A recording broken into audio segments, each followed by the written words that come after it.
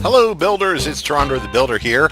Welcome to the original first edition, slightly modified, of Don't Be a Boring Builder.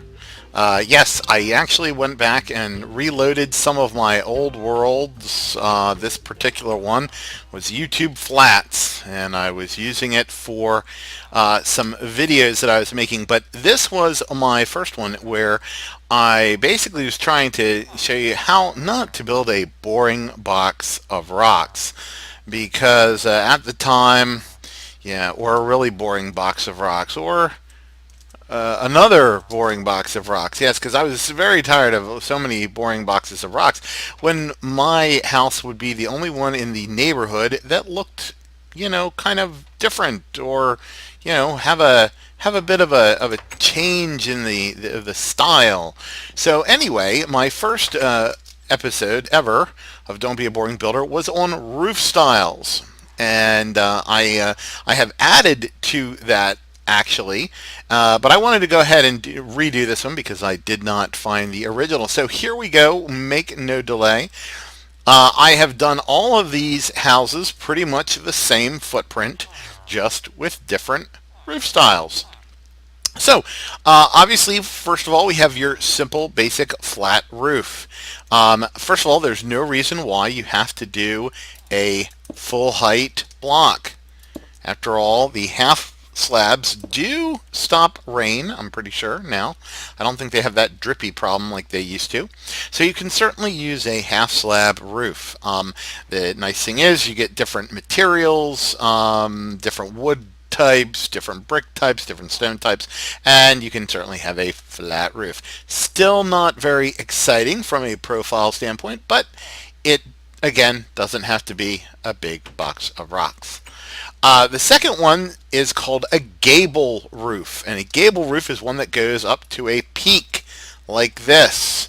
Now I've done this one two ways, one where I kind of cut it off at the side, and the other where I have it overhanging the side, and one where I have it overhanging the end as well, to kind of give you an idea of the different perspectives that it can take. Obviously, depending on what you want to do, if you wanted to add a second floor or a little balcony or something like that, yeah, you might want to go and have the roof stop short. Otherwise, you might want to actually have it overhang. So that's a gable roof. And actually a gable roof is one that many of you will be familiar with who may live in the suburbs or the country. A lot of houses are built with gable style roofs. In addition to that, we also have what is called the hip roof. Now, a hip roof is called so because not only does it gable in one direction up from both sides, but it gables usually in another direction as well to basically arrive at a sort of pyramid-like point. Technically, the hips themselves are these ridges that result from the two planes of the roof coming together. So that is a hip right there. From point, if I drew a line from that point all the way up, that's a hip. And that's a hip. Again, because of the way it is, you can certainly have it overhang on the side and the front, kind of like I have, or you can have it stop right there on the edge. Now, for those of you who, again, maybe suburbanites like me, you might say, well, what happens if you combine the two, the hips and the gables? And those certainly are found. For example, here I have a hip and valley roof with a gable end. Now, obviously, this end here is a gable style end. And then what we did, we have this go back and, oh wait, but this little addition off to the side here comes in also with a hip style and intersects back here with the rest of the house. So what does that do? Well, first of all, this piece here has a hip style, as you can tell. It has that edge there and that edge there. It comes together at what is essentially the opposite of a hip, also known as a valley. If you were to cut out a piece of paper and lay it in there, it would cause this kind of like slide-like shape in there. And that's called a valley. So this is a hip and valley with a gable style end. Now obviously if I were to make this a little bit longer, I could extend my hip out a little further, or I could just basically make a bigger roof and have it overhang, say, a front porch, and again make it look just like this, and it would be a hip and valley roof without the gable end. Again, this is very popular in modern home construction, especially in your big high-end communities with lots of gigantic McMansions and things like that. So, two examples right there of modern style construction, but you can also, as I kind of showed in here, you can also put them in your Minecraft houses. So then we have this guy here. Now this is called a shed roof. This is generally, or a monoslope roof. Essentially it's kind of like a gable or a hip, except that it usually goes from one high side to one low side, or front to rear, high to low, etc., etc. It does tend to give you, again, room for a second story or a partial second story. If you wanted to have a bed up here and a loft, maybe with a ladder access, something like that, you could certainly do that. Gives you a little bit more room. Now this one, next one, y'all will be familiar with. This, of course, we often see. I don't know if there's one over there, but oh gosh, what is it? The blacksmith's house in villages typically has this style roof. This is a flat roof, but it's a flat roof with a parapet. Now, a parapet, as some of you may know, is what you typically find in castles. Basically, it's a small wall that extends up above the roof line for various reasons, to keep people from falling off. Sometimes it's just decorative. Sometimes it's actually designed to hold on the roofing material. But in any case, it certainly gives you the option of making a slightly different roof style. And of course, you can stand up here and shoot at the villagers down below. Or, I mean, zombies, or zombie villagers, whatever the case may be. So that is a flat roof with parapet. Now, for purposes of this today, I've actually added two in.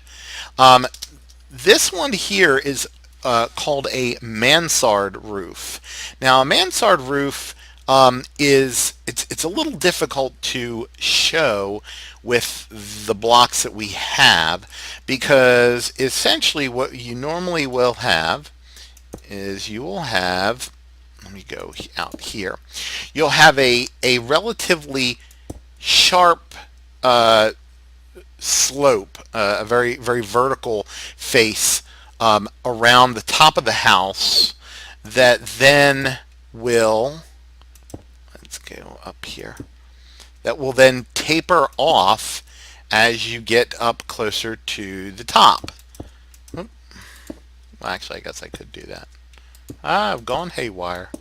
I'm doing it with this as you watch, in part because not all mansard roofs are just on the sides. A lot of them actually do come all the way out to the front, along the sides, the front, etc., etc., etc. And then, actually, whoops, I guess I could continue this guy right here. Gotta make it perfect there. So it's a very low hanging roof. No, it usually does not stick out quite this far. It would probably be right up close to the edge. But because of the way I did the roof, I chose to go ahead and extend it outwards. Actually, what it would be more likely to be is if I could take this nether brick slab and fold it flat so that it essentially took up a half a block up flush against the wall. That would, all right, hold on. There we go. Let's get the bright lights showing.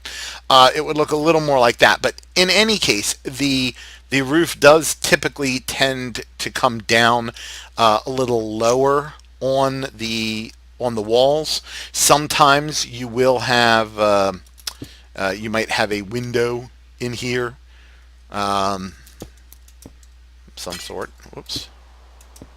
Actually, you probably wouldn't have it there. You probably would have it, whoops, right there. Really? Goodness gracious me.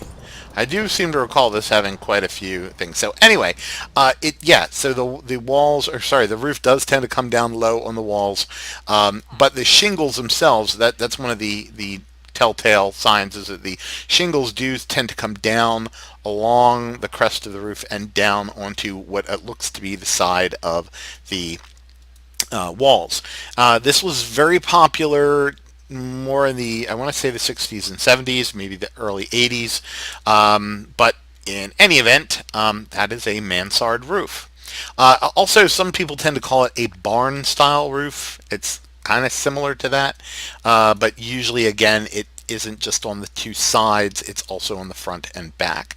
Now, this was my attempt at something approaching a dome style roof.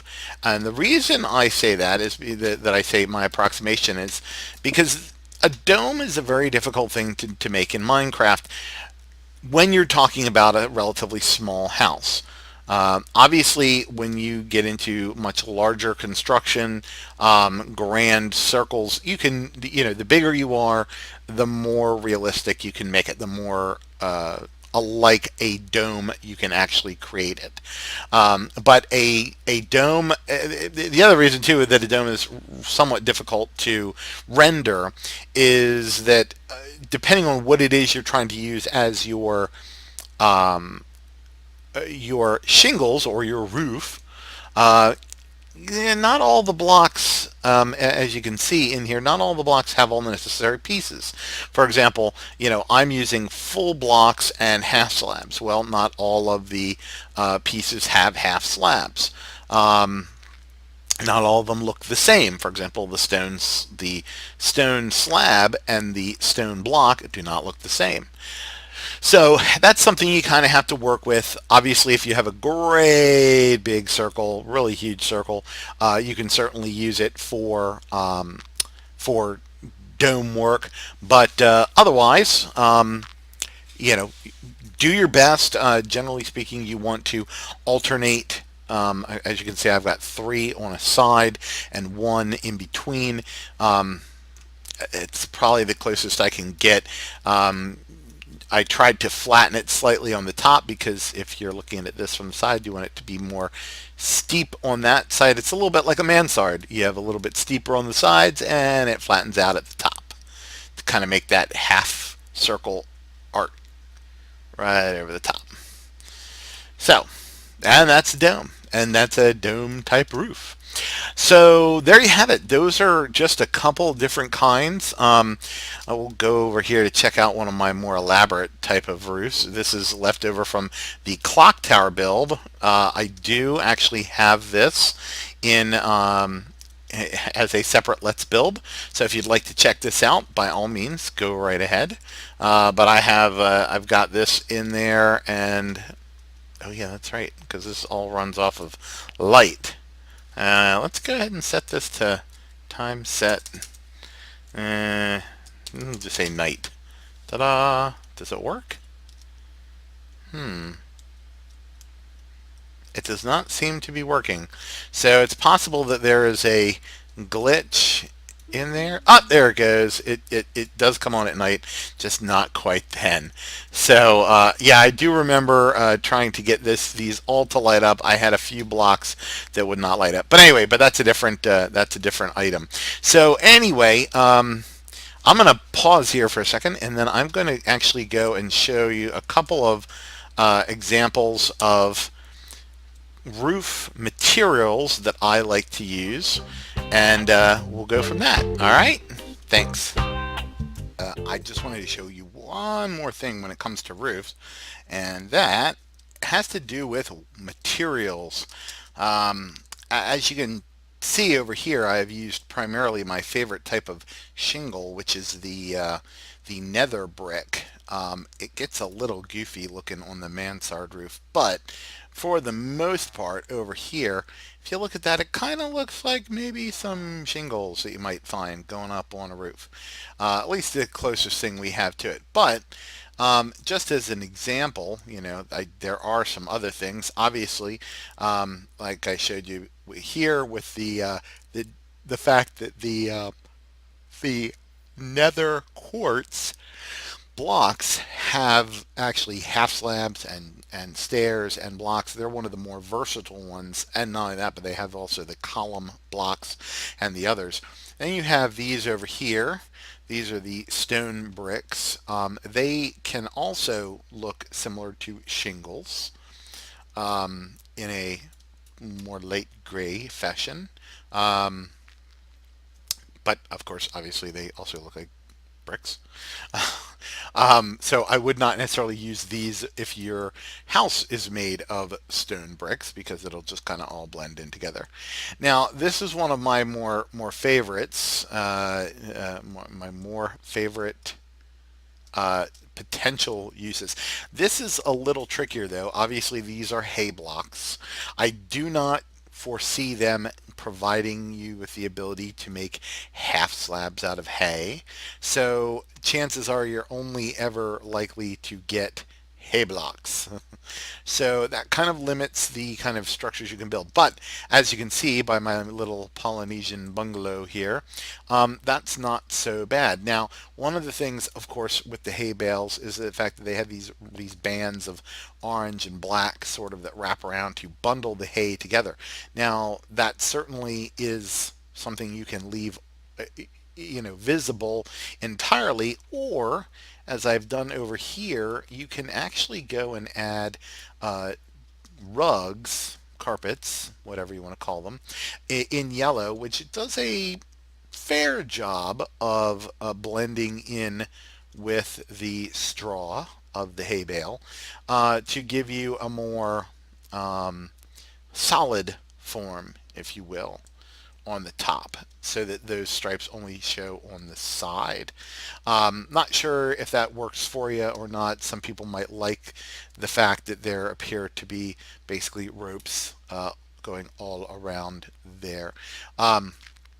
Anyway, so that is another. Then last but not least, if you think of the Southwest or perhaps portions of Italy, etc., they get into the terracotta tiles, like the usually they are actually like a curved, almost like a half cylinder, and there's not much you can do with that.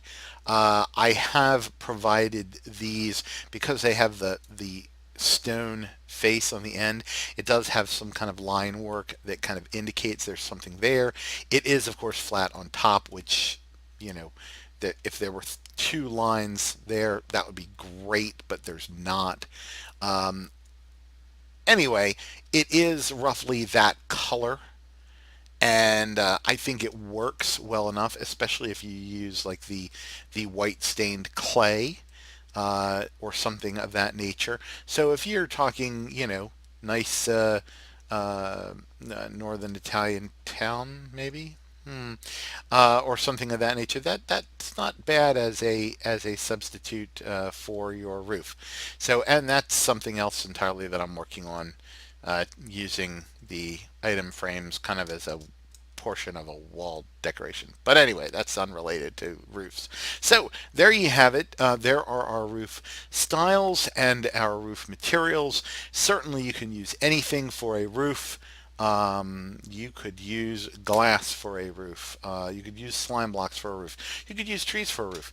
But as roof materials go, those are perhaps some of the closest to real life and in some of the more interesting ways to use them. So don't be a boring builder. Be sure to only sleep at night and, just enjoy. So I hope you have enjoyed this return to How Not to Be a Boring Builder, Don't Be a Boring Builder, episode 1, and welcome to my treehouse. All right, bye guys.